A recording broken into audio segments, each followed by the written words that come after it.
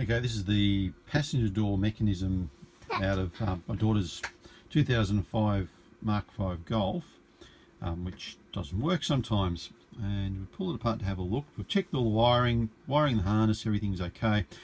Now it comes down to this motor here, locks and unlocks the door. And what we'd actually find is when you hit the unlock button, the lock button, it would make a slight clicking noise, but wouldn't actually activate the door. So what we've got a little power supply set up over here, running.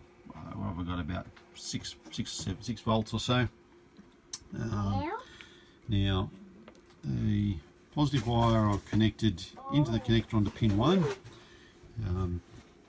which actually just runs just straight to the this terminal of the motor. So we'll connect. Oops. So we connect that up to there. That actually makes it run. Now it's going to be a little bit tricky because I'm going to use one hand, and we'll show you what actually happens. So we'll connect it up. Rightio.